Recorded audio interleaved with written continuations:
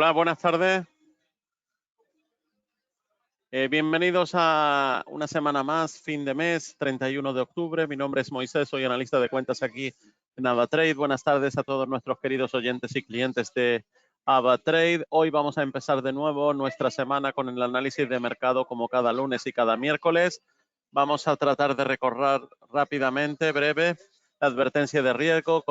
Sepan que todos los CFD son instrumentos complejos y conllevan un alto riesgo de perder dinero rápidamente debido al apalancamiento, y cualquier información sobre mercados de capital y negociación divulgada en este seminario web se proporciona únicamente con fines informativos y no debe interpretarse ni aplicarse como un consejo de inversión, una recomendación o sugerencia. Bien, comencemos entonces hoy con nuestro análisis de mercado.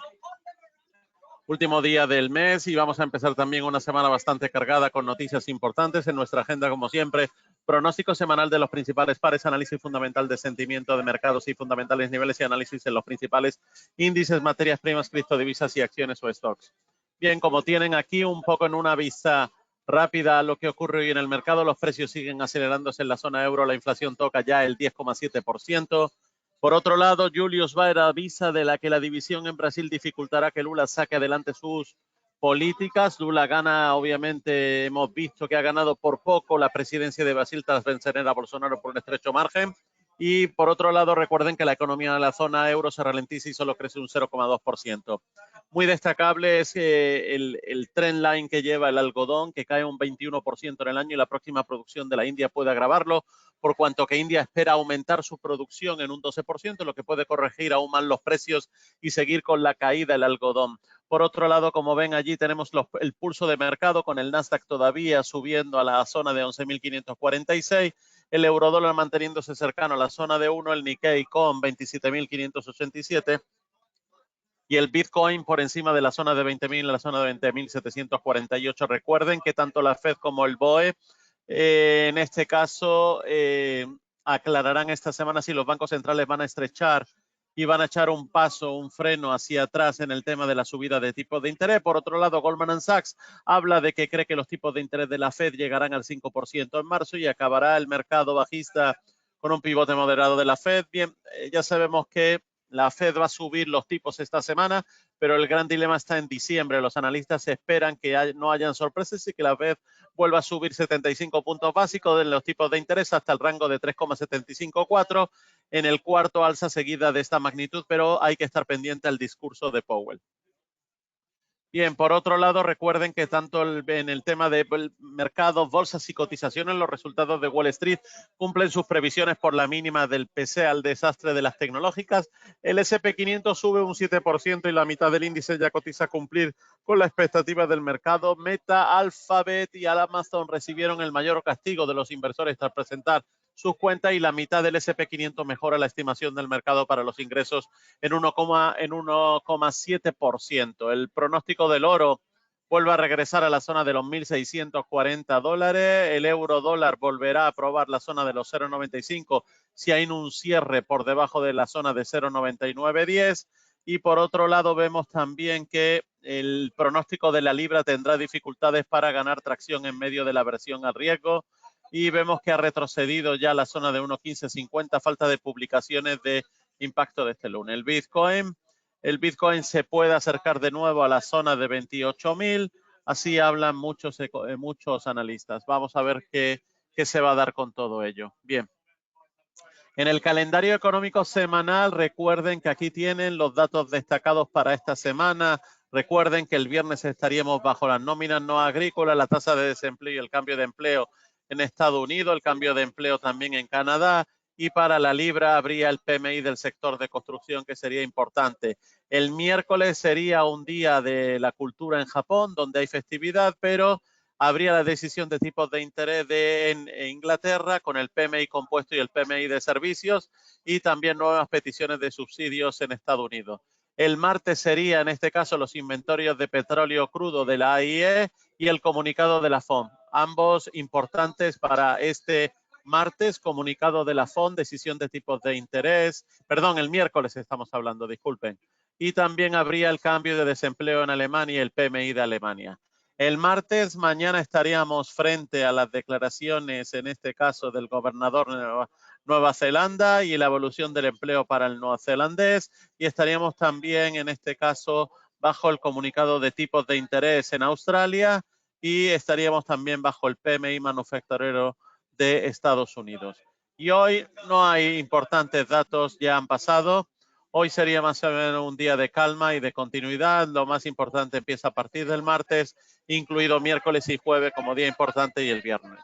Bien, estaremos pendientes a qué ocurre durante todo esto en la semana. El miércoles volveremos a hablar un poco de cómo va el adelanto del martes y el miércoles. Bien, por otro lado, así se cruzaba hoy a las 7:30 de la mañana el dólar contra el euro en 0,99, el yen se cruzaba en 147, el yuan en 7,29 y la libra esterlina contra el euro en 0,85 o el euro contra la libra esterlina en 1,16. Algunos de los índices hemos visto como el Dow Jones es el que relativamente junto al Nasdaq son los que más han subido. Y de nuevo el Bitcoin lo tenemos ahí en las zonas de 20.482 esta mañana a las 7:30 y después también tenemos que el petróleo Brent esta mañana estaba en la zona de 92.82. Bien, continuamos entonces y nos encontramos con llamativo hoy el viernes. En Europa los índices de las bolsas por países tuvieron solo ligeros avances y retrocesos del Eurostock. En Estados Unidos se produjo una fuerte subida que lo dejó con avances del 2,46 y el 3,17%. En cambio, el viernes cayeron fuertemente de nuevo los países, de nuevo los precios de la deuda pública de los principales países, y ya que la Reserva Federal ha reducido en el mes de octubre el tamaño de su balance en 94.000 millones de dólares, con lo que alcanza la velocidad de reducción del balance anunciada de 95.000 millones por mes. Desde abril, en que alcanzó su máximo más alto, la reducción del balance ha sido cerca de 242.000 millones. Recuerden que en el mercado americano el gasóleo de calefacción y el gasoil son las materias que más suben de precio en lo que va de año. El PMI manufacturero de China vuelve a caer por debajo de 50. Y en la bolsa de Shanghái cotizan las empresas inmobiliarias, caían en esta madrugada el 4 y el 8%, debido en el caso de la inmobiliaria Longford, esa caída fue del 40%. Después la Reserva Federal drenó el viernes un repo inverso a un día de más de 2.183.000. Por otro lado, recuerden también que el Dow Jones está actualmente queriendo escaparse de su ruta y de los demás índices siguen lo esperado. Bien, es el único que quiere tratar un poco como de deslingarse de lo que hacen el resto de los índices. El resto de índices, como ya hemos visto y vamos a volver a ver ahora en los siguientes gráficos, siguen su ruta. Bien, las bolsas están dando síntomas claros de nerviosismo y de miedo en lo que Estados Unidos por esa flexión de medida que tienen los anglosajones a los acrónimos llamados, como en este caso, FOMO, que es el Fear of Missing Out, o es el miedo a quedarse fuera cuando llega la gran recuperación de las bolsas tras la caída de los últimos 10 meses. Eso ha provocado que desde junio se hayan producido 4 ocasiones en lo que los impacientes se han empeñado en ver un cambio en la política monetaria de la Reserva Federal, a lo que han llamado pivot. Las últimas de estas acciones que se repiten cada vez con más frecuencia y ansiedad. En este caso, en esta semana en la que habrá una nueva reunión del Comité del Mercado Abierto, aunque lo normal es que la tendencia se incline a decidir más bien que no, y entre otras razones, vemos que los mercados de deuda pública siguen dando señales que no consideran que la inflación esté controlada, por lo que el caso de Estados Unidos mantiene la rentabilidad de la deuda pública a 10 años ligeramente por encima del 4%. Por otro lado, recuerden también que la subida de los tipos de los índices de las bolsas de Estados Unidos el viernes de la semana pasada, unida al mejor comportamiento que ha tenido los días previos, llevó a la recuperación del Dow Jones Industrial desde su mínimo relativo del 30% y ya supera más de un 7% de la subida que cabía esperar siguiendo el GPS del 2008. Bien, así vamos a tratar un poco de ver qué es lo que ocurre con estos gráficos. Fíjense, el SP500 aún con un posible margen de subida del 2,5%. Fíjense la gráfica, en este caso la línea roja que nos presenta la actual donde nos encontramos, y todavía podemos tener ahí, si seguimos el mismo comportamiento, un poquito más de subida para después caída de lo que demuestra en este caso el S&P. En el caso propiamente del Nasdaq, por el GPS del 2008, pues vemos que podría caer pronto. Ok, tenemos allí que la línea roja es la que me está mostrando todavía la posibilidad de un poquito más de subida para después volver a caer. si sigue el mismo camino y el mismo comportamiento. Por otro lado, el Dow Jones está saliendo de su cauce y como vemos allí el Dow Jones, que tenemos la línea en este caso roja, pues no sigue el comportamiento exacto de ninguna de estas líneas, sino que se ha salido un poco del cauce y parece que se vuelve a ir a el comportamiento del año 2000, en donde si seguimos ese comportamiento del año 2000 podría volver otra vez, como vemos allí, a cambiar. Vamos a ver qué ocurre. Es interesante que lo tengamos siempre presente. Por otro lado, el Nasdaq 100 se adelanta en las caídas a los demás índices y el comercio global sigue creciendo. Como vemos, el Nasdaq 100, mientras el S&P 500 todavía ronronea y tiene algo de margen alcista y el Dow Jones recupera un poco más de lo esperado, como era de suponer, los índices al final del verano del 2008 y como pudo verse en el gráfico de hoy, mientras el Nasdaq 100 aceleraba su caída desde el 14 de agosto, el S&P 500 no lo hacía hasta el 19 de septiembre. Vamos entonces a echar un vistazo y vamos a ver qué es lo que estamos diciendo. Fíjense la caída acelerada del Nasdaq en agosto del 2008. ¿Dónde vemos esa caída? En este caso tenemos el raya roja al S&P y el Nasdaq 100 en raya azul.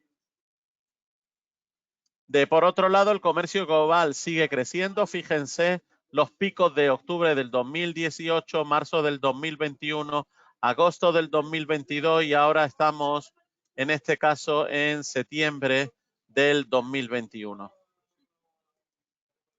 Por otro lado, algo muy interesante que muchos clientes me han preguntado es un poco cuál puede ser el comportamiento de la libra esterlina. En toda la información que he podido acumular acerca de la libra esterlina, teniendo en cuenta que la semana pasada tomó posesión el primer ministro de Reino Unido, Rishi Sunak, y lo hizo en medio de una de las mayores crisis por las que ha pasado la economía británica, en la que la libra esterlina casi ha estado a punto de alcanzar la paridad con el dólar. Si hacemos caso, vamos a tratar de ver los gráficos y tratar un poco de entender qué es lo que está ocurriendo, donde podemos ver la devaluación que ha tenido y los gráficos se observa que todavía queda un amplio margen para la depreciación de la libra, lo que debería llevarla a la paridad contra el euro.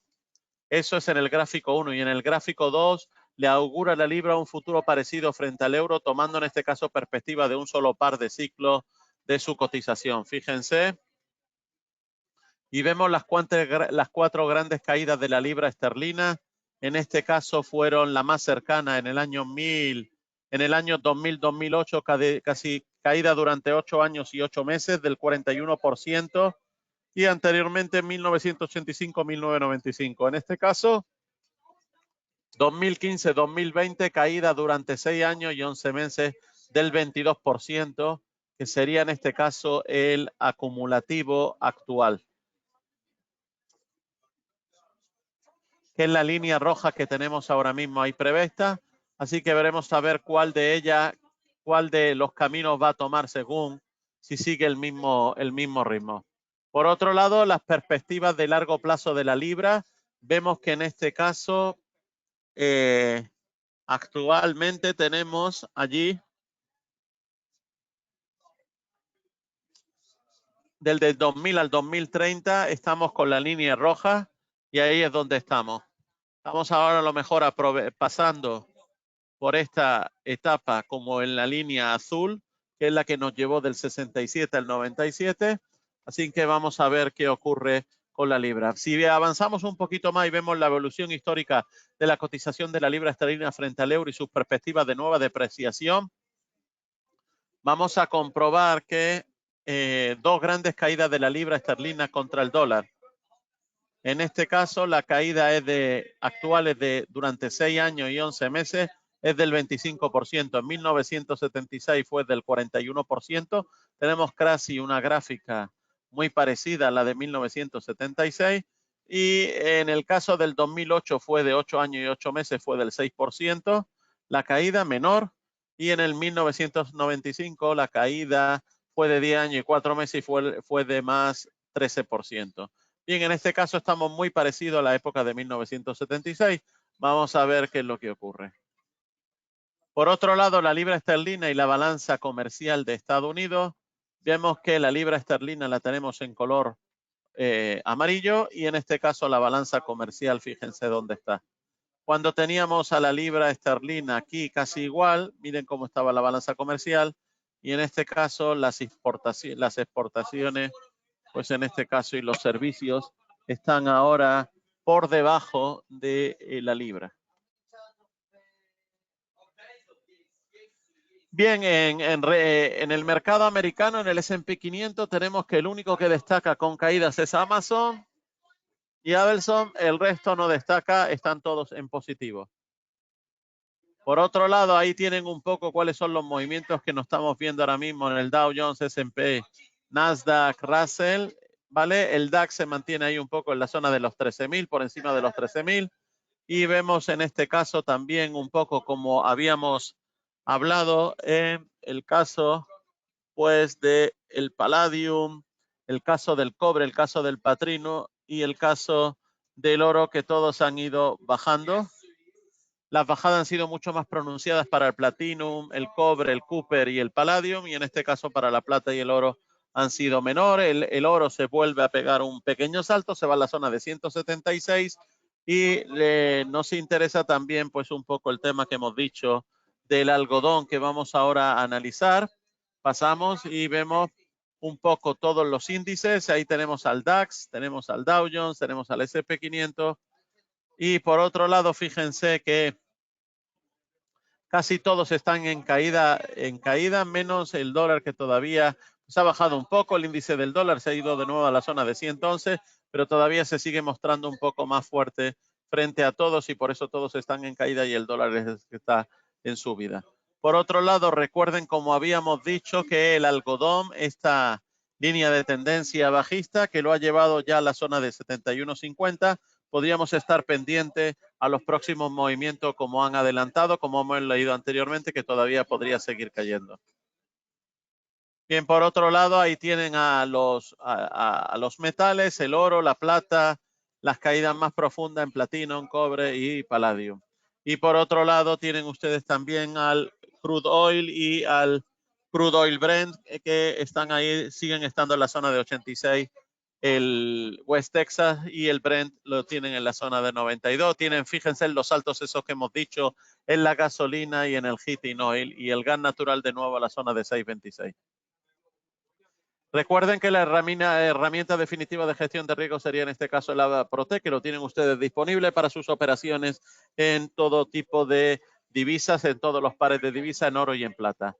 Buenas tardes, un saludo, a su disposición. Cualquier duda pueden contactar a sus analistas de cuentas. Muchas gracias y un saludo.